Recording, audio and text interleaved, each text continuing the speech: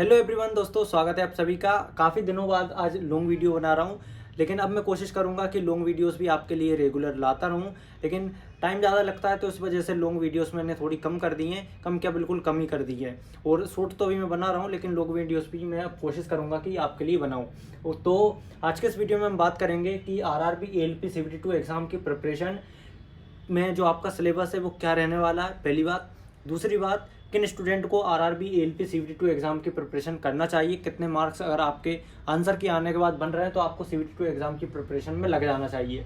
इसके अलावा आपका CBT2 एग्ज़ाम में सबसे इम्पोर्टेंट सब्जेक्ट कौन सा, जो कि आपको सबसे ज़्यादा वेटेज उसका रहने वाला है, ठीक है। और इसके अलावा CBT2 एग्ज़ाम आपके लिए इतना इंपॉर्टेंट क्यों है, CBT1 से भी ज़्यादा इंपॉर्टेंट क्यों है, क्योंकि CBT1 में काफ़ी स्टूडेंट सेलेक्ट हो जाएंगे, लेकिन CBT2 में जो आपकी फाइनल मेरिट लिस्ट है वो इसी से तैयार होगी। तो इन सब चीज़ों को मैं आज इसकी वीडियो में डिस्कस करने वाला हूँ। तो वीडियो को बिना टाइम वेस्ट किए स्टार्ट करते हैं। देखिए, सबसे पहले आरआरबी एएलपी CBT2 एग्ज़ाम, तो किन स्टूडेंट्स को finally RRB ALP CBT2 exam की प्रिपरेशन करना चाहिए, आंसर की में कितने नंबर उनके अगर बन रहे हैं तो उनको तैयारी करना चाहिए। देखिए, इसका आंसर मेरे पास क्या किसी भी यूट्यूबर के पास में नहीं है कि आपके कितने मार्क्स आ रहे हैं तब आपको CBT2 एग्ज़ाम की प्रिपरेशन करना चाहिए। देखिए, सभी जो भी यूट्यूबर्स हैं वो ऐसा भी नहीं बोल रहा हूँ मैं कि कोई गलत है या सही है, सब अपने अपने अंदाज से कहीं ना कहीं चीज़ें बताते हैं, जो कि हो सकता है उनकी बताई हुई चीज़ें सही भी हो जाएँ या फिर गलत भी हो जाएँ। लेकिन मैं आपको ये बताने वाला हूँ कि जो आपकी पिछली बार कट ऑफ गई थी 2018 की जो वैकेंसी थी एएलपी की, उसमें जो कट ऑफ गई थी उसी कट ऑफ के आसपास इस बार भी आपकी कट ऑफ जाने की पूरी पॉसिबिलिटी है। अब हो सकता है कुछ लोग कहेंगे कि इस बार कट ऑफ कैसे कम जा सकती है, इस बार तो बहुत ऑनलाइन कोचिंगों का सिस्टम चल गया, ये हो गया वो हो गया। देखिए, सब कुछ मान रहा हूँ, लेकिन इस बार काफ़ी सारे स्टूडेंट्स का एग्ज़ाम में टाइम भी 2 से 5 मिनट तक का वेस्ट हुआ है। तो कहीं ना कहीं वो चीज़ें इफेक्ट करेंगी। कोई भी अगर पढ़ने वाला स्टूडेंट होगा, अगर उसको क्वेश्चंस बन रहे होंगे तो वो 5 मिनट में कम से कम 4 क्वेश्चन कर लेता, लेकिन कहीं ना कहीं उसके वो वहाँ पर टाइम वेस्ट हुआ। तो इन सब चीज़ों की वजह से जो कट ऑफ है वो मेरे हिसाब से पिछली बार के अकॉर्डिंग ही लगभग जाने वाली हो सकता है, थोड़ी बहुत बढ़ जाए या फिर थोड़ी बहुत कम भी हो सकती है। कम इसलिए हो सकती है क्योंकि पिछली बार एएलपी टेक्नीशियन दोनों का यहाँ पर एग्ज़ाम साथ हुआ था, दोनों की वैकेंसी साथ आई थी और दोनों में फॉर्म भी भर भर के यहाँ पर स्टूडेंट्स में भरे थे।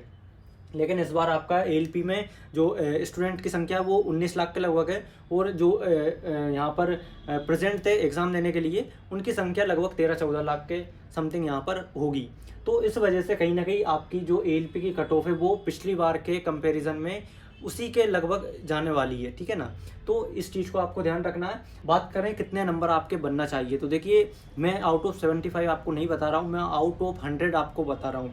आउट ऑफ 100 अगर आपके 45 प्लस मार्क्स यहाँ पर बन रहे हैं जनरल कैटेगरी से, तो आपको CBT2 एग्ज़ाम की प्रिपरेशन में ज़रूर से लग जाना चाहिए। अब ऐसा नहीं है कि इससे 2-4 नंबर जिनके कम आ रहे हैं उनको नहीं करना चाहिए। देखिए, पहली बात, जो आप CBT2 एग्ज़ाम की प्रिपरेशन करोगे ये कहीं भी आपकी बेस्ट नहीं होने वाली है। क्यों?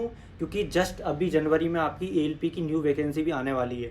तो जो स्टूडेंट ये सोच रहे हैं कि हमें CBT2 एग्ज़ाम की प्रिपरेशन करना चाहिए या नहीं करना चाहिए, अगर कर ली और हमारा नाम नहीं आया तो फिर हमारी जो मेहनत है वो वेस्ट हो जाएगी, ऐसा कुछ नहीं है। देखिए, यहाँ पर CBT2 एग्ज़ाम की प्रिपरेशन में भी आपको जो एक्स्ट्रा सब्जेक्ट है वो क्या है, basic science and engineering, drawing, इसके अलावा जो आपका ट्रेड का है वो, तो इन दोनों सब्जेक्ट को ही तो आपको पढ़ना है। इसके अलावा एक्स्ट्रा आपको कुछ यहाँ पर नहीं पढ़ना है। इसके साथ में ये मैथ रीजनिंग तो आपकी ऑलरेडी कंप्लीट हो चुकी है, और अगर कोई और भी एग्ज़ाम आपको देना है तो ये दोनों तो आपकी बनी हुई है।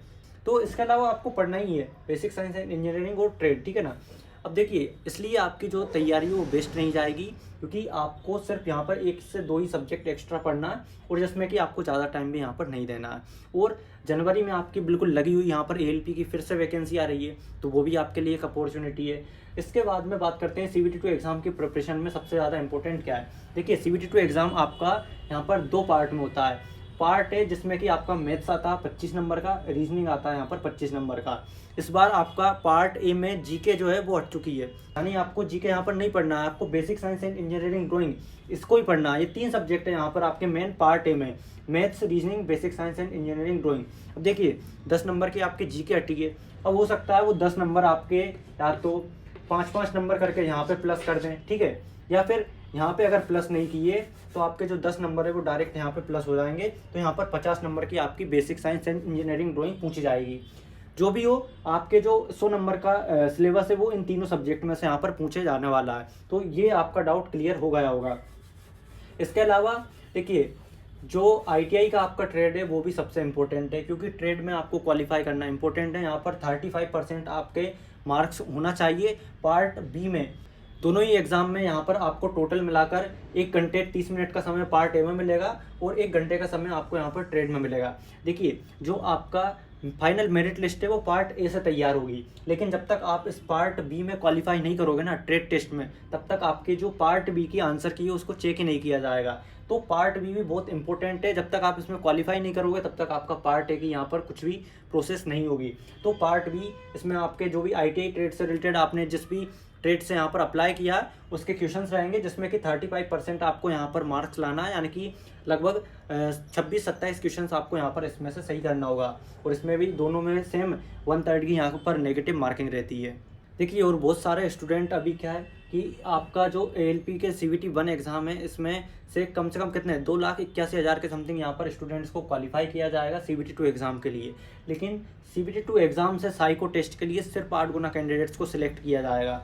तो आपकी जो मेरिट लिस्ट है ना वो पार्ट ए से बनने वाली है। तो इसलिए जो पार्ट ए वो सबसे ज़्यादा इंपॉर्टेंट है। CBT 1 एग्ज़ाम आपका कैसा भी गया हो, वहाँ पर अगर हो सकता है आपके कट ऑफ से 2-5 नंबर ज़्यादा आ जाएँ तो भी कोई दिक्कत नहीं है, बिल्कुल आप किनारे पे हो तो भी कोई दिक्कत नहीं है। लेकिन यहाँ पर आपको मेहनत करना होगा, क्योंकि इन्हीं तीनों सब्जेक्ट से आपकी जो मेरिट लिस्ट है वो तैयार होगी, जो कि आपको फाइनल सिलेक्शन यहाँ पर दिला के जाएगी। तो इसलिए आपको ये नहीं सोचना है कि जिस तरह से CBT 1 एग्ज़ाम हमने दिया है उसी तरीके से हम CBT 2 क्वालिफाई कर लेंगे। देखिए, CBT 1 में हो सकता है कुछ स्टूडेंट ऐसे हो सकते हैं जिन्होंने तैयारी नहीं की हो या फिर किसी दूसरे एग्ज़ाम की तैयारी कर रहे हो, उनका सिलेक्शन यहाँ पर हो जाएगा।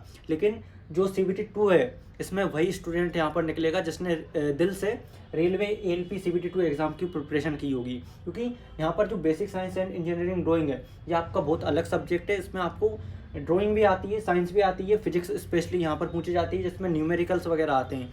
तो यहाँ पर हर कोई स्टूडेंट क्वालिफाई या फिर मेरिट लिस्ट में नहीं आ जाएगा। तो इसलिए CBT 2 एग्ज़ाम की प्रिपरेशन आपको बहुत अच्छे तरीके से करना होगा अगर फाइनल सिलेक्शन आपको लेना है तो। अब देखिए, बहुत सारे स्टूडेंट्स के दिमाग में फिर भी यही कन्फ्यूज़न रहेगा कि हम बिल्कुल किनारे पे हैं तो हमें तैयारी करें या फिर नहीं करें। देखिए, CBT 2 एग्ज़ाम में सिर्फ आपको 2 सब्जेक्ट एक्स्ट्रा पढ़ना है, बेसिक साइंस एंड इंजीनियरिंग और ट्रेड। अब इन दोनों सब्जेक्ट में आप जितना ज़्यादा हो सके उतना समय ना दो, अगर आपको ऐसा लग रहा है तो। अभी आप basic science and engineering drawing को पढ़ लो, ट्रेड को आप ये क्वालिफाइंग है तो उसी टाइम पे पढ़ लेना। कुछ इंपॉर्टेंट चैप्टर्स रहते हैं जैसे कि इलेक्ट्रिशियन वगैरह के, तो बहुत अच्छे से कुछ 2-4 चैप्टर रहते हैं जो कि अच्छे से पूछे जाते हैं, तो उनसे आप इसमें क्वालिफाई कर सकते हो। तो इसलिए ये तैयारी तो आपकी कहीं वेस्ट नहीं जाएगी। अगर आप अभी से तैयारी कर भी रहे हो ना तो ये आपको बेनिफिशियली रहेगी 2025 की जो वैकेंसी आने वाली उसमें भी, और अगर आपका इसमें सिलेक्शन हो जाएगा तो वहाँ पे भी।